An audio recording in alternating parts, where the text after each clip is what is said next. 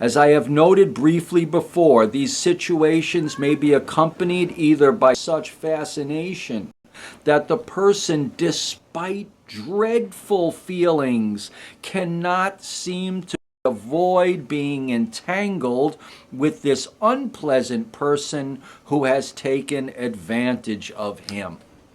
There's a reason the greatest psychiatrist America has ever produced has included a section called Being Taken Advantage Of within the framework of the interpersonal theory of psychiatry's later mental disorders. We're not talking here about the innocuous type of being taken advantage of behavior I think we're all familiar with a little bit. Let me be more precise. The instances which I am concerned with here occur when someone takes advantage of you in such a way as to lead you to expose a weakness. As a result of this exposure, you suffer real or fantasied ridicule and have a feeling of being humiliated. I am quite sure that most of you can recall at least one person in your more distant past who would now and then, as if by malice aforethought, entrap you into doing or saying something for which he then ridiculed you. I was living in a one-bedroom apartment with 6 people.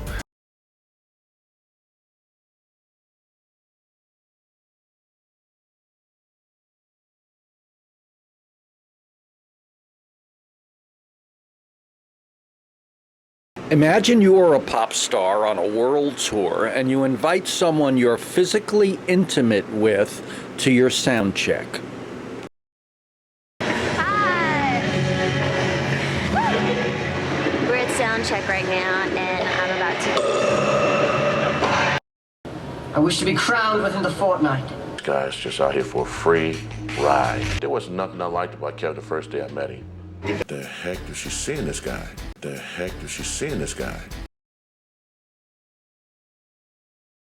The heck does she see in this guy?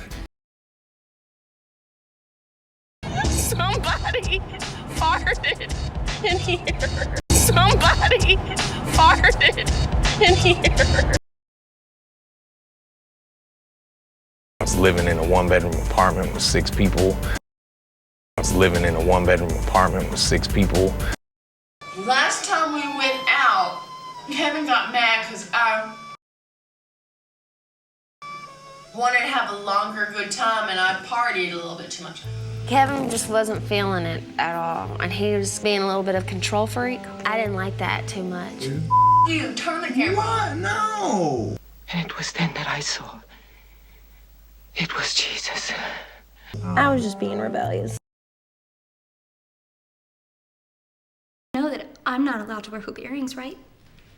Yeah, 2 years ago she told me that hoop earrings were her thing and that I wasn't allowed to wear them anymore. Can't believe you sucked off that hobo for magic bean. He was a wizard, Neil. You're making me look stupid. No, I'm not. I'm not making her look stupid. No. Wait, come back in here. I'm not coming back anywhere. In addition to farting and belching, getting angry when she doesn't want to leave a club when he does, he ignores her request for approval as a sex partner twice. He intimidates her when she persists in trying to get some positive feedback as a sex partner, spinning her around into apologizing for being scared to love him. Our sex is so good. Britney knows from her life experience with publicity how millions of females have now heard her say Kevin is a stud. If their relationship ends here, Kevin's already made out pretty well.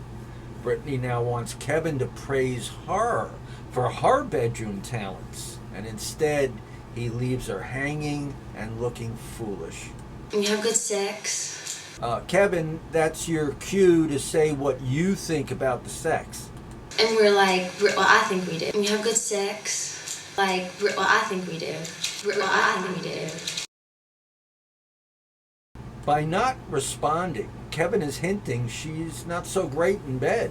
If she doesn't throw him out, in a way he begins to own a part of her. For we embrace those things that corrupt us. You're weak and people take advantage and you try to get love and you bow and scrape and all they do is spit on you. They understand the game you play and they play it better. They understand the game you play and they play it better.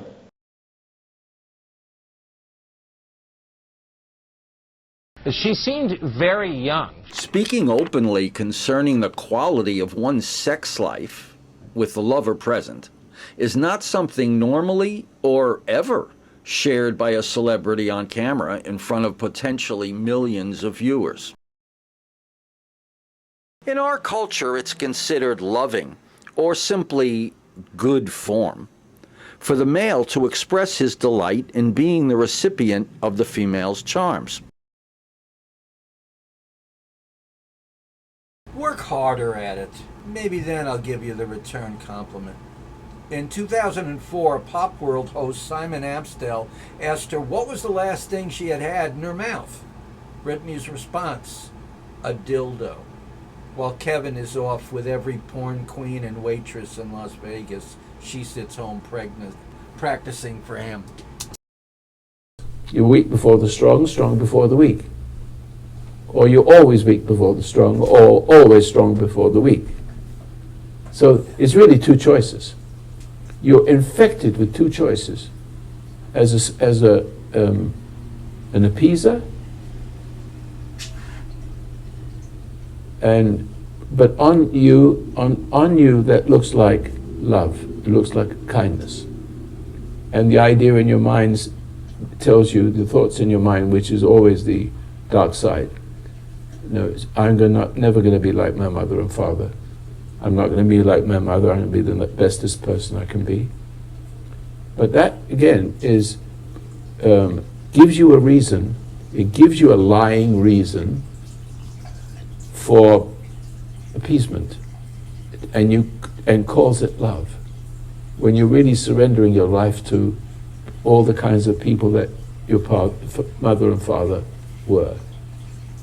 And after a while, you give up struggling and you become inured. Your loyalty becomes inured to that person. As if that annuity was God. You have the same bonding, but it's bondage.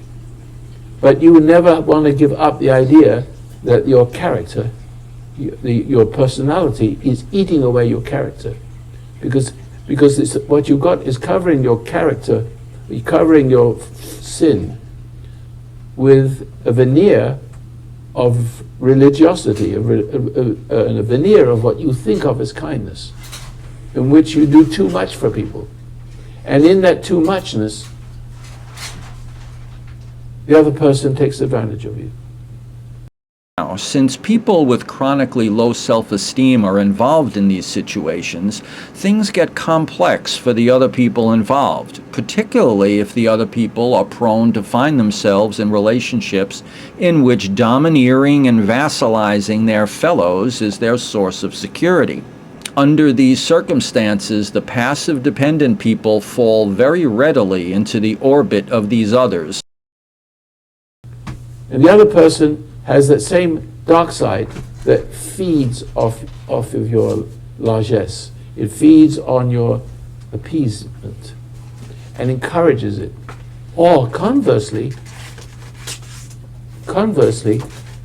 you can never love them enough. You never make them happy. Never. And then it upsets you again. When it upsets you again, you've got more of it, more of that person in you. There's less of yourself. And more of the spirit of that person that cries for the reassurance of that spirit as if it was God. They're setting you up to come down for that praise and to become dependent upon a certain form of slavery to that sense of worth that comes from praise, which is worthless. The kisses are really good, but the sex is really good. Is that all that it is? Is that all that it is?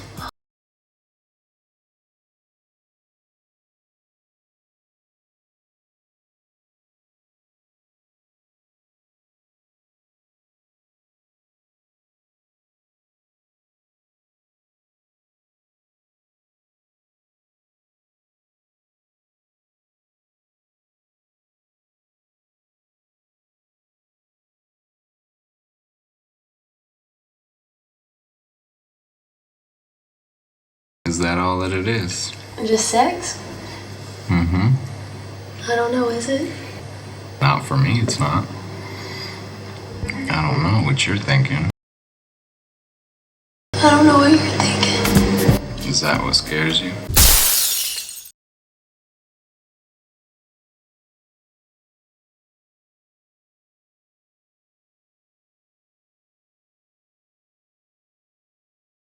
Is that what scares you? I haven't been with someone in a really long time, and I didn't know how to open up. I don't know what you're thinking. He never does respond with what he's thinking. Without any further explanation of what he's thinking, pressures Britney, who he has just hooked up with, to give him explanations of what this not just sex feeling, which he brought up, is for her.